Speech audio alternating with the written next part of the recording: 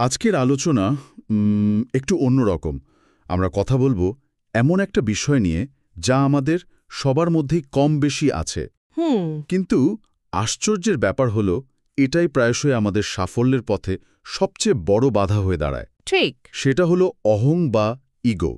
এর প্রভাব কিন্তু মারাত্মক হতে পারে, মানে কখনো কখনো তো ধ্বংসও ডেকে আনে। একদম। এই যে আমরা আজ গভীরে যাব, এখানে আমরা রায়ান হলিডের বিখ্যাত বই ইগো ইজ দি এনিমি এর কিছু ধারণা নিয়ে কথা বলবো। হ্যাঁ, বইটা দারুণ। আমাদের হাতে বইটার কিছু অংশ আছে যেখানে ঐতিহাসিক চরিত্র, কিছু দার্শনিক ভাবনা আর লেখকের নিজেরও অভিজ্ঞতা আছে। সব মিলিয়ে একটা ভালো চিত্র পাওয়া যায়। আমাদের লক্ষ্যটা হলো বোঝার চেষ্টা করা কিভাবে জীবনের বিভিন্ন ধাপে, ধরুন যখন আমরা কিছু চাইছি, যখন সাফল্য আসছে বা যখন ব্যর্থ হচ্ছি, এই অহং জিনিসটা মাথাচাড়া দেয়। আর সেটাকে সামলাবো কিভাবে সেটাও জরুরি। অবশ্যই, কিভাবে একে সামলে রেখে সত্যিকারের সার্থকতা খুঁজে পাওয়া যায়। চলুন একটা উদাহরণ দিয়ে শুরু করি। হ্যাঁ, করা যাক। হাওয়ার্ড হিউজ ভাবুন একবার, কি অসাধারণ প্রতিভা ছিল লোকটার।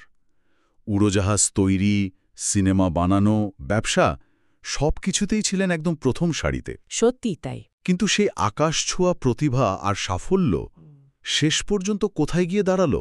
ধ্বংসের পথে। হ্যাঁ, আর তার কারণ ছিল কিন্তু ওই লাগাম ছাড়া অহংকার। তো আজকের এই আলোচনা হয়তো আমাদের নিজেদের ভেতরের এই লুকানো শত্রুকে চিনতে একটু সাহায্য করবে। আশা করা যায়। তাহলে প্রথমেই একটু পরিষ্কার করে নেওয়া যাক, এই অহং বা ইগো বলতে আমরা ঠিক কি বোঝাচ্ছি। লেখক একটা বেশ মজার তুলনা দিয়েছেন। কোনটা? বলছেন, অহংকারী ব্যক্তিরা কিন্তু মাতালদের মতো হোঁচট খান না বা কথা জড়িয়ে যায় না, বরং তারা আরও বেশি উদ্ধত, আরও আত্মবিশ্বাসী দেখান। হ্যাঁ, যা দেখে অন্যেরা প্রায় ভুল করে। ঠিক। কিন্তু অ্যালকোহলিক্স অ্যানোনিমাসের সংজ্ঞাটা আমার মনে হয় আরও গভীর।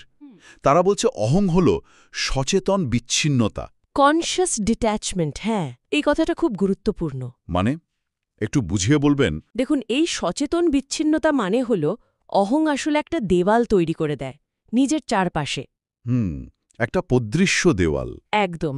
এমন এক জগৎ তৈরি করে যেখানে বাইরের পৃথিবীর বাস্তবটা বা ধরুন অন্যের মতামত, সমালোচনা এগুলো ঠিকমতো পৌঁছাতে পারে না।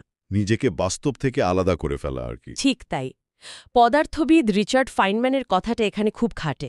প্রথম নীতি হল নিজেকে বোকা বানিও না, এবং তুমি হলে সেই ব্যক্তি যাকে বোকা বানানো সবচেয়ে সহজ। অহং ঠিক এই কাজটাই করে, আমাদের নিজেদেরকেই বোকা বানায়। কিন্তু একটা প্রশ্ন আছে, এটা কি তাহলে আত্মবিশ্বাসের মতো শোনায় না? নিজের উপর ভরসা রাখা তো ভালো, তাই না? এখানেই তো আসল পার্থক্যটা। দেখুন, আত্মবিশ্বাস আসে